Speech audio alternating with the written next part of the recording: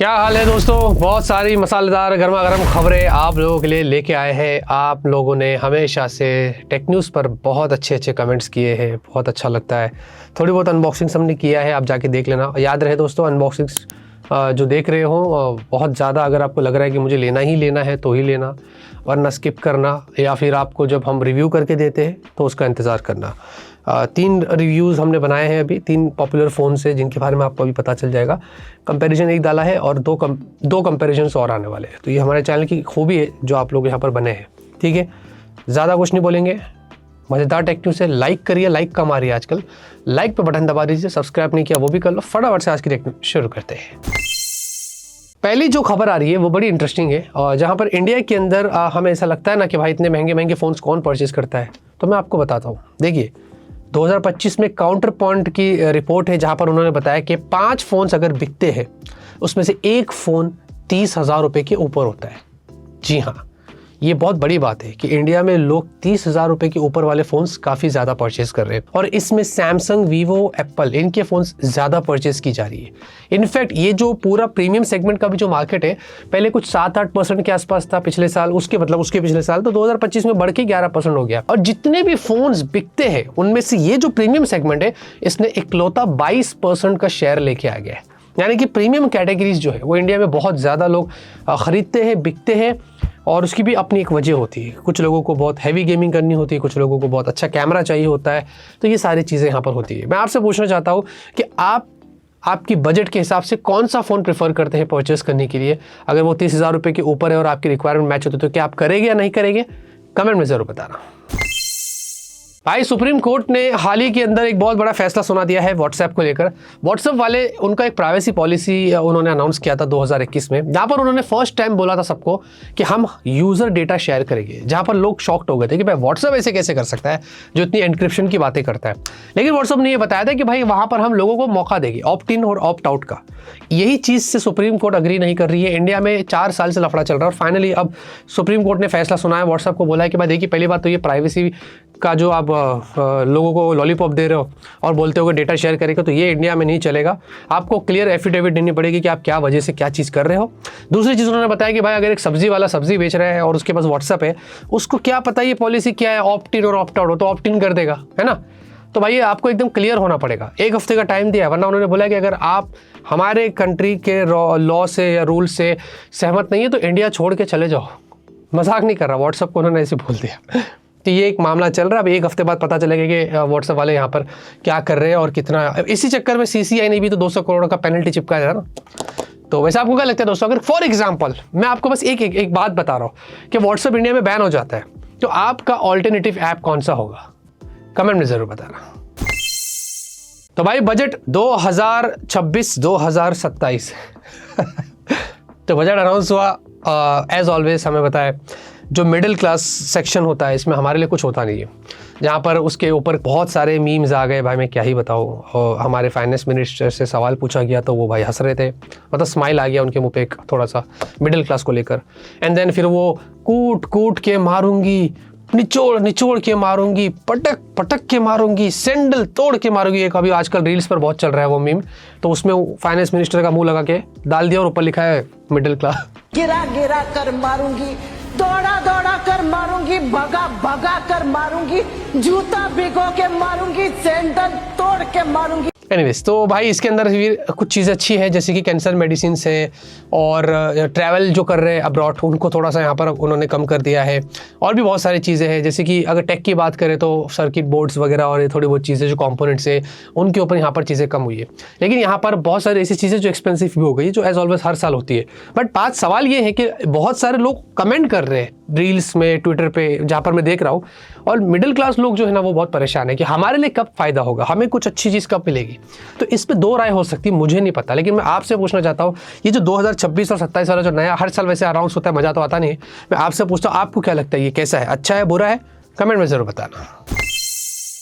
तो भाई Realme 16 Air, क्या बोला तूने? Realme वाले भाई, मेरे को समझ नहीं आता, जब एप्पल कुछ करता है तो हमको काय को देखने का और अपने हिसाब से खुद करने का, मेरे को समझ नहीं आता। सब करते हैं, एप्पल को ट्रोल करते हैं, लेकिन एप्पल जो करता है वो भी करने का। हाँ, ये एक अपना एंड्रॉइड वाले उन्होंने पूरा एक वो बना के रखा है। तो रियलमी वाले भी अपना एक 16 एयर करके फोन लॉन्च कर रहे हैं, जहां पर 7000 mAh की बैटरी होगी और बताया रहे कि भाई बहुत ज्यादा स्लिम होगा। बट वेट अ मिनट, इनका रियलमी 15 ही लगभग आई थिंक 7.6 mm था और उसमें 7000 mAh की बैटरी थी। अब ये वाला बोल रहे कि 8.1 mm है और 7000 mAh की बैटरी, तो ये स्लिम कैसे हो गया? आई एम नॉट श्योर, जब आएगा तो ही पता चलेगा। बट डिज़ाइन पीछे से पूरी आईफोन एयर वाली निकाले, तो देखते हैं कितने जल्दी और क्या चीज़ लेके आता है, आएगा आपको बताएंगे। तो भाई जियो, एयरटेल, वोडाफोन स्किप किया ना? क्या सोचा था पकड़ेगा नहीं? खैर ये बहुत पुराना जोक हो गया, एक ही चीज़ बार बार बोल के अच्छा नहीं लगता है। एनीवेज, आपको पता है पूरी खबर क्या आ रही है?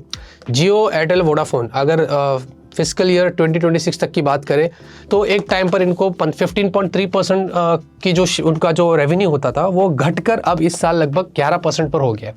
ये हमारे लिए बुरी खबर क्यों है पता है? हमको फर्क नहीं पड़ता उनको कितना रेवेन्यू हो रहा है, कितना घाटा हो रहा है। उनको अगर घाटा हो रहा है तो वो फिर क्या करेंगे? टैरिफ हाइक करेंगे। सोच लेना, वो फिर हमसे पैसे निकालते हैं। हर कंपनी का दुनिया में, इंडिया में कहीं पर भी जाओ, किसी को कुछ भी होता है ना, वो हमसे ही निकालते हैं सब कुछ। तो ये भी वैसे ही करेंगे और जो अभी तक कर रहे हैं। तो ये जो बातें हो रही थी ना कि जून तक प्राइस हाइक होगा, भाई देखो ये इनका रेवेन्यू नीचे है ना, कर देंगे और हमने को मिलेगा ये। सैमसंग भाई अपने गैलेक्सी F70e को लॉन्च कर रहा है इंडिया के अंदर। ये 9 फरवरी को आ रहा है और बेसिकली इसमें बताया जा रहा है कि आपको आई थिंक डायमेंसिटी 6300, बड़ी बैटरी और ये सारी चीज़ें होने वाली है। लेदर डिज़ाइन होने वाली है और वही नॉच वाला सैमसंग का और नॉच का जो ताल्लुक है वो बहुत ही आला है। अभी हमने A07 की अनबॉक्सिंग करी तो उसमें भी हमने बताया था नॉच है और ये सारी चीज़ें सैमसंग देता है। बट लेट्स सी, फिर भी मैं आपको बताता हूँ सैमसंग के फ़ोन्स बहुत बिकते हैं A सीरीज़ के, खास करके अगर A सीरीज़ की बात करें तो ग्लोबल में लिस्ट आती है ना, आईफोन के साथ सैमसंग के A सीरीज़ रहते ही रहते हैं। तो उनकी अलग ही ऑडियंस होती है, इसीलिए बोलते ना सब फ़ोन्स की अपनी खुद की ऑडियंस होती है। अगर मैं बोलेगा ये फ़ोन मत ले तो पब्लिक बोलेगी तू कौन होता है बोलने वाला, बाकी को कुछ समझ जाएगा, लेकिन दूसरे बोलेंगे तू कौन होता है बोलने वाला। मेरा चाचा, मेरा मामा, मेरा डैडी सब सैमसंग यूज़ करता है और हमेशा करेंगे, क्योंकि सैमसंग की वो वैल्यू है, वो ब्रांड वैल्यू देता है जैसे कि एप्पल देता है। बहुत लंबा लेक्चर दे दिया, आगे बढ़ते हैं।